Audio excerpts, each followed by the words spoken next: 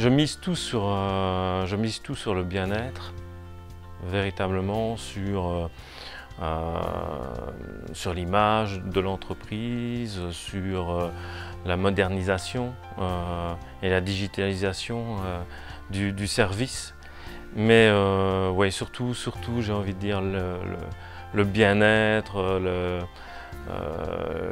l'accueil. Voilà, c'est une question difficile, parce qu'un million, je pense que j'aurais beaucoup de difficultés à me dire, bon, finalement, qu'est-ce que je fais avec autant d'argent? J'ai pas trop l'habitude. Mais oui, c'est la formation, c'est le bien-être, oui, vêtements de travail, conditions de travail. Je pense que ça, ce seraient mes priorités. Oui. J'inventerais, mais j'ai un collègue qui l'a pratiquement fait, j'inventerais peut-être le métier du responsable du bien-être et du plaisir au travail. Je crois que effectivement, c'est ce qu'il nous faudrait peut-être finalement dans cette époque où on parle énormément de burn-out et de dépression. Forcément lié à la joie, j'ai envie de dire, mais pour rester dans le très classique, mais il y a certainement bien d'autres qui correspondraient encore mieux.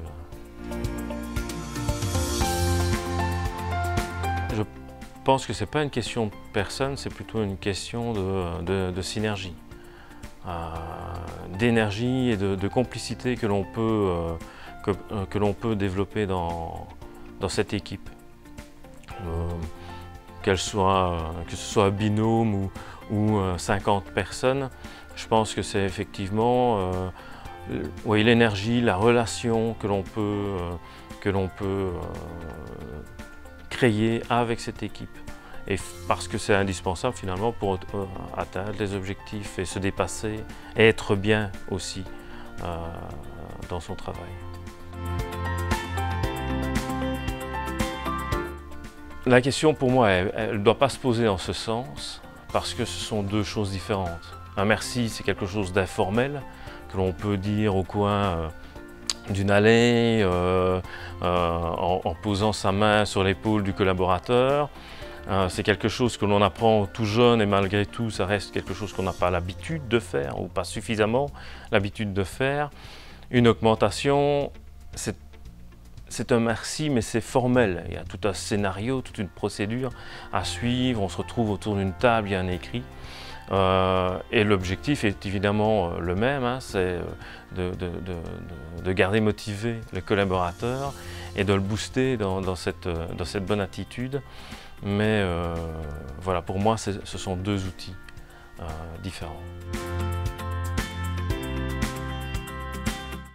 Oh, je dirais, ouais, on va dire flash pour la rapidité, évidemment, en termes de logistique, parce qu'on est toujours pris par le temps.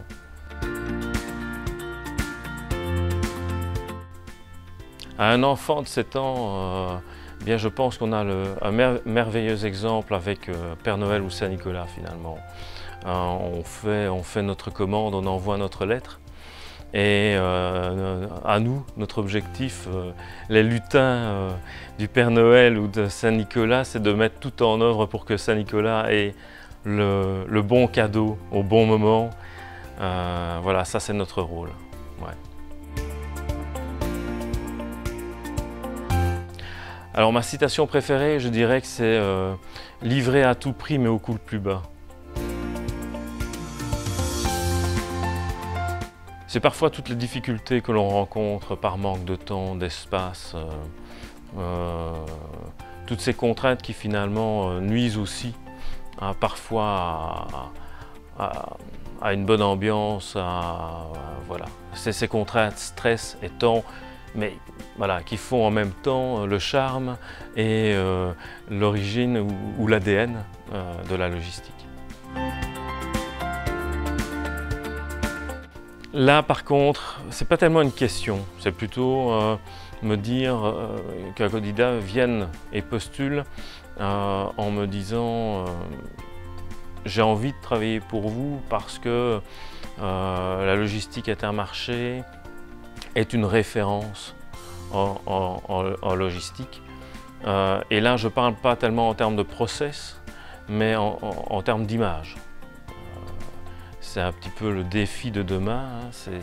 Même pour nous, société logistique, appartenant à un groupe, ne devant pas finalement se vendre à l'extérieur, demain, on doit créer une image et c'est un peu le déficit actuel de notre entreprise.